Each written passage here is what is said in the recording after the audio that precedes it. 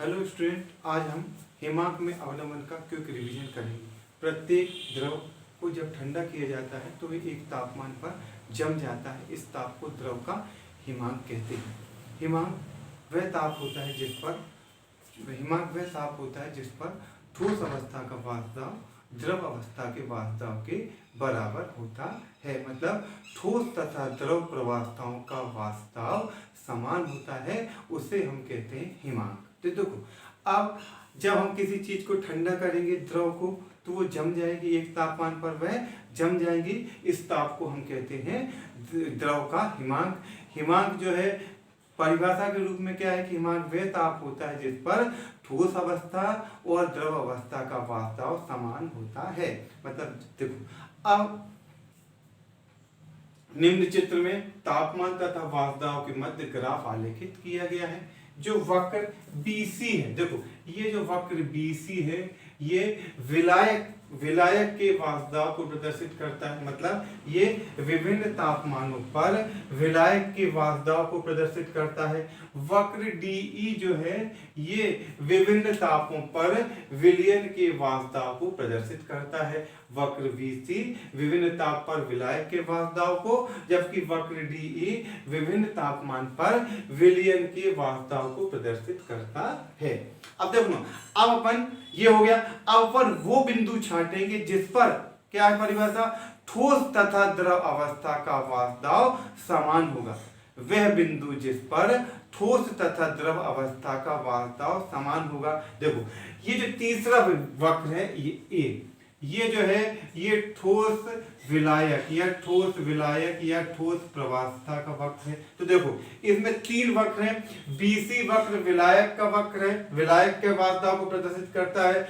DE वक्र विलयन के वाष्प को प्रदर्शित करता है, और जो AB वक्र है ये ठोस अवस्था के वाष्प को प्रदर्शित करता है। अब देखना, अब ये ठोस इस विलायक से इस बिंदु पर मिला, बिंदु B पर।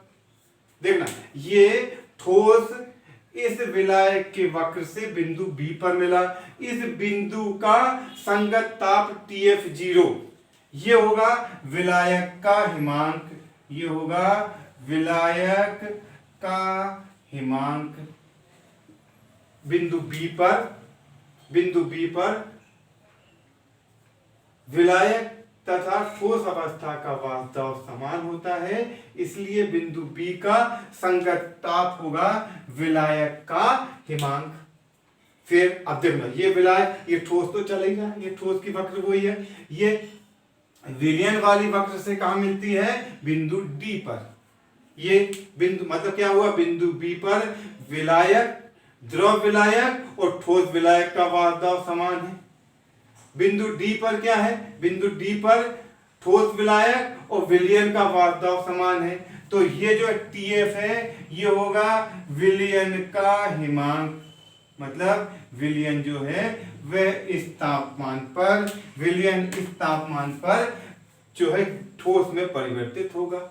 ये हुआ विलायक का हिमांक, ये हुआ विलयन का हिमांक।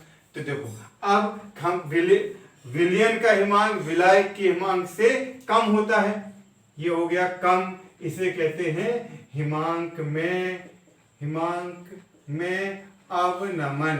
ये कहलाएगा हिमांक में अवनमन। मतलब विलयन का वाष्प विलायक के वाष्प से कम होता है, इसे हिमांक में अवनमन कहते हैं। प्रत्येक द्रव एक निश्चित तापमान पर जमता है, इस ताप को द्रव का हिमांक कहते हैं। हिमांक वह ताप होता है जिस पर ठोस तथा द्रव प्रवाहिता का वाष्प समान होता है। निम्न चित्र में ताप तथा वाष्प के मध्य ग्राफ आलेखित किया गया है। BC वक्र विभिन्न तापमानों पर विलायक के वाष्प को प्रदर्शित करता है। DE वक्र विभिन्न तापों पर विलयन के वाष्प को प्रदर्शित करता है। AB वक्र जो है वो ठोस अवस्था के वाष्प को प्रदर्शित करता है। बिंदु B पर विलायक का वाष्प ठोस अवस्था के वाष्प के बराबर हो जाता है, अतः बिंदु B का संगत ताप TF0 विलायक का हिमांक है। बिंदु D पर विलयन का वाष्प ठोस अवस्था के वाष्प के बराबर हो जाता है, अतः बिंदु D का संगत ताप TF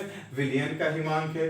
विलयन का हिमांक विलायक के हिमांक से कम होता है, इसे हम कहते हैं हिमांक में अवनमन। देखो, अब जैसे सपोज करो इसमें इस सवाल में देखना है, अब हमें पकड़ना है हिमांक में अवनमन कितना होता है। तो देखो ये है 5.51 और ये 1.59। पहले कितना था हिमांक 5.51 और ये हो गया 1559। देखो अब समझना, पहले हिमांक था 5.51, अब कितना हो गया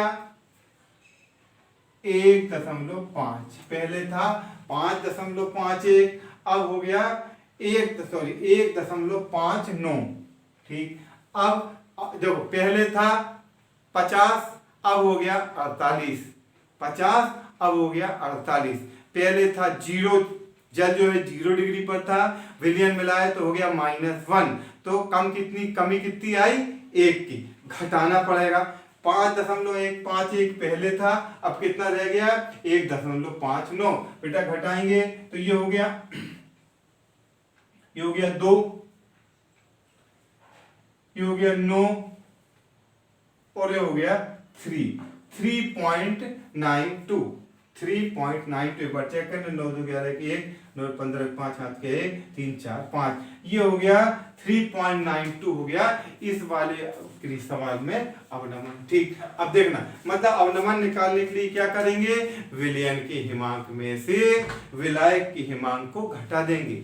विलयन के हिमांक में से विलायक के हिमांक को घटा देंगे, ये होगा हिमांक में अवनमन। ठीक, अब देखो बेटा, अब कैसे, ये मैंने तुमको क्विक रिवीजन कराई, ये तुमको पिछले लेक्चर में मैं करा चुका हूं है। ठीक, अब हमें पता है कि जो डेल टी एफ मतलब हिमांक में अवनमन, डेल टी एफ बराबर समानुपाती होता है मोललता के। डेल टी एफ बराबर के एफ गुणित मोललता, जहां के एफ एक स्थिरांक है जिसे मोलल हिमांक अवनमन स्थिरांक कहते हैं, जिसे मोलल हिमांक अवनमन स्थिरांक कहते हैं। मोलल हिमांक अवनमन स्थिरांक, ये हुआ m। अब देखना डेल टी एफ बराबर के एफ हो गया गुणित m मतलब WB बटे MB गुणित 1000 बटे WA, ये होगा ग्राम में। ये हो गया तुम्हारा सूत्र डेल टी एफ बराबर। तो अब देखो, अब डेल टी एफ बराबर के एफ गुणित WB बटे MB गुणित 1000 बटे WA, ये होगा ग्राम में। अब इसके हमें न्यूमेरिकल करना है। तुम्हें न्यूमेरिकल करने का तुम्हें एक बिल्कुल अलग तरीका आपको मैं बताता हूं। देखो समझना, हमारे पास ये पानी है, इसको हमने फ्रिज में रखा हमारे, और हमने देखा कि ये 500 ग्राम हमारे पास जल है। ये 0 डिग्री सेल्सियस पर जो है जम गया, तो इसका हिमांक कितना होगा, इसका हिमांक होगा 0। अब हमने क्या किया, इस 500 ग्राम जल में, इस 500 ग्राम जल में हमने, इस 500 ग्राम जल में 1.8 ग्राम किसी पदार्थ के डाल दिए और इसको घोल दिया। अब ये क्या रहा, विलायक रहा, विलेय रहा या विलयन हो गया, सभी आप कहोगे। अब ये बन गया विलयन। तो विलयन कैसे बना, 1.8 ग्राम किसी पदार्थ को जल के 500 ग्राम में घोलने पर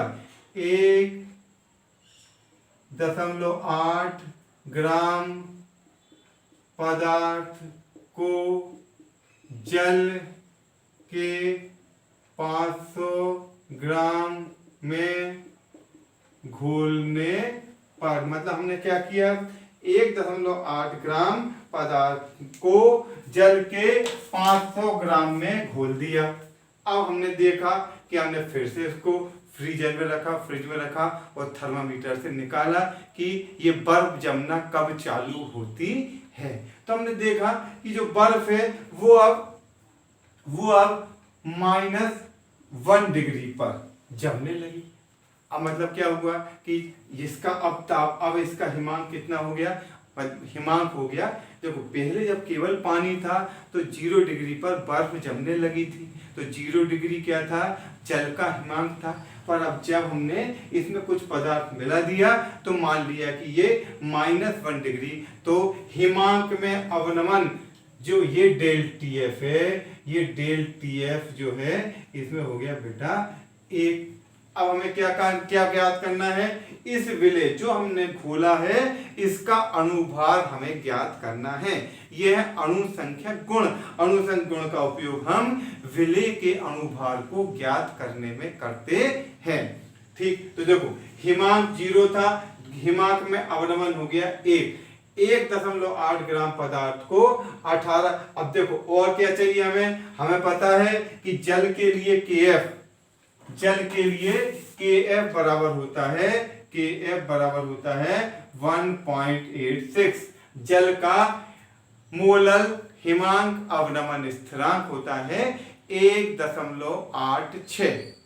ये एक सवाल मैंने तुमको हाइपोथेटिकल बनाया, मन से बना कराया। अब देखो, अब इसमें देखना बिल्कुल आप तुमको पता है W जो है द्रव्यमान में लेते हैं, M में अणुभार में लेते हैं, A विलायक के लिए लेते हैं और B विलेय के लिए लिया जाता है।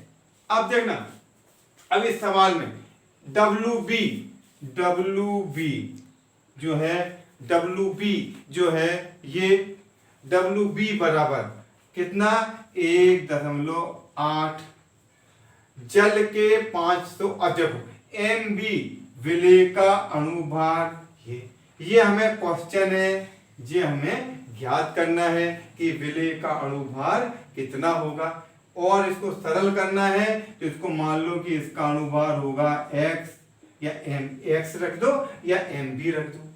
फिर कितने ग्राम जल में घोला, 500 ग्राम, तो ये हुआ WA बराबर हो गया 500। अब इसमें 5 अज्ञात चीज हैं, 1 2 3 4 5 के 1 2 3 4 5 KF बराबर 1.86 और डेल TF 1 2 3 4 5 एक नहीं पता है और बाकी सब हमें पता है। इसमें हम वैल्यू पुट कर देंगे तो बेटा क्या आ जाएगा, जब इसमें वैल्यू पुट करेंगे हम तो 1 बराबर 1.86 गुणित WB मतलब 1.8, MB मतलब या तो लिख दो X या लिख रहे तो XB, ये हमें ज्ञात करना है, गुणित 1000, ये रखा 1000 और बटे कितने में बोला था 500 ग्राम में, ये हुआ 500। ये 500 से कट गए 2 बार, MB यहाँ चला गया, 1 से कोई मतलब नहीं है, तो ये जो है ये तुम्हारा हो गया, इनका गुणा हो गई तुम्हारा आंसर। तो ये जो है ये जो है ये एक सवाल हमने मन से तुमको कराया था। ठीक, अब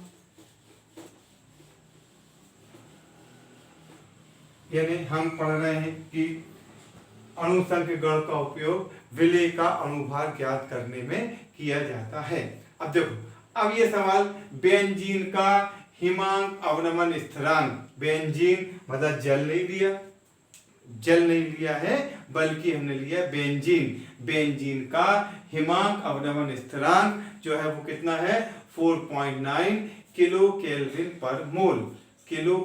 पर मोल। तो ये सवाल करता हूं मैं पहला, KF बराबर 4.9 किलो केल्विन किलो पर मोल, मतलब 4.9 यानी किलो पर मोल, मतलब यदि 1 मोलल विलयन लिया जाए तो 4.9 केल्विन का तापमान परिवर्तित होगा। चलो ठीक, अब KF बराबर हो गया ये। अब बेंजीन का हिमांक है 5.51, बेंजीन का हिमांक है 5.51। जब यौगिक के 0.816 ग्राम को, जब यौगिक के 0.816 ग्राम को बेंजीन के 7.5 ग्राम में घोला गया तो हिमांक हो गया 1.59। पहले था 5.51। जब इसमें इतना बेंजीन के इतने ग्राम में इतना विलेय घोला गया तो हिमांक में अवनमन कितना हुआ, ये मैं तुमको घटा के निकलवाया था। तो डेल टी एफ बराबर हो गया 3.92, मतलब हिमांक में अवनमन हुआ 3.92।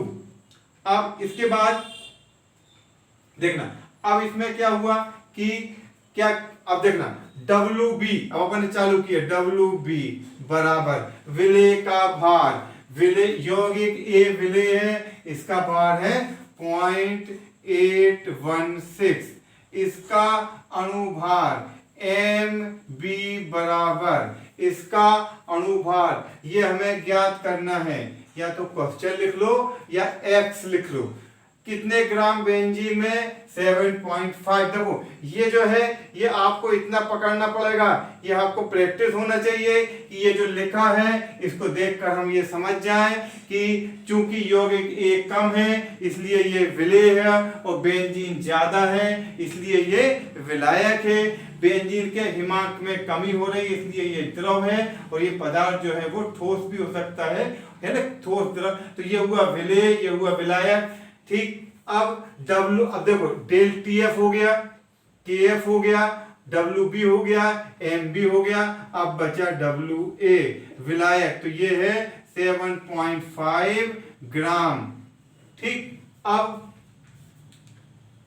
डेल TF बराबर, अब बस हमें केवल इसमें वैल्यू पुट करनी है, तो 3.92 बराबर 4.9 इंटू WB 0.816 अपान MB हमें कैलकुलेट करना है, गुणित 1000 बटे WA मतलब 7.5। अब क्या करना है, MB को ले जाएंगे इस तरफ, 3.9 को इस तरफ, 4.9 KF है, 0.816 विलेय का भार WB, इसका अनुभार MB 1000, ये फिक्स राशि है, ये 7.5, तो MB बराबर 4.9 इंटू 0.816 इंटू 1000 अपान 3.92, ये अपान में जाएगा 3.92। अब इससे हम MB या आणविक द्रव्यमान को कैलकुलेट कर सकते हैं, आप इसका कैलकुलेशन करके देख लेना, ठीक। अब इसके बाद अगला सवाल, यूरिया के 0.4 ग्राम प्रति 100 ग्राम जल में घोलने पर विलयन का, मैंने सीधा हिमांक ही दे दिया, विलयन का हिमांक 0.124 डिग्री सेल्सियस पाया गया। मतलब पक्की बात है, जल है तो जल का हिमांक था 100, जब इसके 100 ग्राम जल में मतलब 100 ग्राम जल में 0.4 ग्राम यूरिया घोलने पर, मतलब 100 ग्राम जल में 0.4 ग्राम यूरिया घोलने पर जो हिमांक है वो कितना अवनमित हो गया, 124 डिग्री सेल्सियस। तो हमें निकालना है यूरिया का अणुभार और KF बराबर होगा 1.86 किलो, केल्विन किलो पर मोल, ठीक। अब इसके बाद ये हो गया, सीधा सूत्र देखो, KF बराबर हो गया WB बराबर कितने, 0.4 ग्राम यूरिया है, MB यूरिया का अणुभार हमें कैलकुलेट करना है। फिर WA कितने ग्राम में घोला है, WA 100 ग्राम में घोला गया है। और तो देखो डेल TF ये हो गया, डेल TF बराबर 0.124। फिर से एक बार चेक करें, डेल TF बराबर 0.124, 0.4 ग्राम को 100 ग्राम में घोला तो हमें विलेय का अणुभार ज्ञात करना है। तो डेल TF ये हो गया बेटा, मैं माइनस वहां रख दिया 0.124 बराबर KF 1.86 गुणित WB 0.4 अपन MB कैलकुलेट करना है, निकालना है, गुणित 1000 बटे 100, 2 जीरो से 2 जीरो कट गए, ये हो गया 4 और MB इधर, तो MB बराबर 1.86 इंटू 1.86 इंटू 0.4 अपान 0.124, 0.4 की जगह इसको 10 के कर लिए, हो गए 4। अब इसमें आप वैल्यू पुट करके आप विलेय का अणुभार ज्ञात कर सकते हो। ये हो गया तुम्हारा विलेय का अणुभार ज्ञात करने का। ठीक, अब इसके न्यूमेरिकल कुछ मैं आपको होमवर्क में दूंगा, वो आप करके देख लेना। अब इसमें ये जो डिस्क्रिप्शन जो है उसमें पूरे नोट्स हैं, इसको चेक करके देखना। ठीक, अब इसमें देखो, अब हमने जो अणु संख्यक गुण जो हमने चालू किया था वो हमारे 3 अणु संख्यक गुण हो गए। पहला वास्तव में अपेक्षिक अवनमन, दूसरा क्वथनांक में उन्नयन, तीसरा हिमांक में अवनमन। अब अच्छा चलो ठीक, हिमांक में अवनमन। अब इसमें हिमांक में अवनमन के उपयोग या अनुप्रयोग, तो ये जो अनुप्रयोग हैं हिमांक में अवनमन के, ये होते हैं कारों के रेडिएटर में, जो वाहन होते हैं ठंडे प्रदेशों में, उसमें रेडिएटर होता है जो इंजन को ठंडा रखता है। हम पुराने समय में कोई फिल्म देखते हैं तो उसमें देखते हैं कि इंजन गर्म हो गया है तो ट्रक वाला या गाड़ी वाला एक डब्बे में पानी डालता है और उसमें डालता है। ये डालने की काम क्या है, पानी अपने आप चल जाएगा। क्यों? क्योंकि हमारे यहाँ क्लाइमेट उतनी ठंडी नहीं होती। पर जब तापमान 0 डिग्री से कम होगा तो केवल पानी डालेंगे तो रेडिएटर फट जाएगा, पूरा इंजन खराब हो जाएगा। तो क्या होगा इसके लिए, और वो फ्लो नहीं होगा भाई, कोई भी चीज जब द्रव बहेगा तो वो उसको ठंडा कर सकता है। तो अब इसमें क्या होगा कि कारों के रेडिएटर में एक पदार्थ मिलाते हैं ठंडे प्रदेशों में, जो कोल्ड कंट्रीज होता है उसमें मिलाते हैं इथिलीन ग्लाइकॉल। ये मिलाते हैं इथिलीन ग्लाइकॉल। ये जो इथिलीन ग्लाइकॉल है ये कहलाता है एंटी फ्रीज, ये जल को जमने नहीं देता। ये जो है ये कहलाता है एंटी फ्रीज। ये 0 डिग्री से कम तापमान पर भी, ये 0 डिग्री से कम तापमान पर भी जल को जमने नहीं देता है। दूसरा होता है NaCl या CaCl2 को ठंडे प्रदेशों में सड़क पर डालते हैं। सड़क पर डालने से सड़क पर बर्फ जमा नहीं होता। और तीसरा हिमशीतित मिश्रण में, फ्रीजिंग मिक्सचर में भी इसका उपयोग किया जाता है। नमक को मिलाकर हम आइसक्रीम खाते हैं। ठीक, अब इसके बाद लास्ट अणुसंख्यक गुण हम अगले लेक्चर में पढ़ाएंगे, परासरण दाब या osmotic pressure. Okay, thank you student.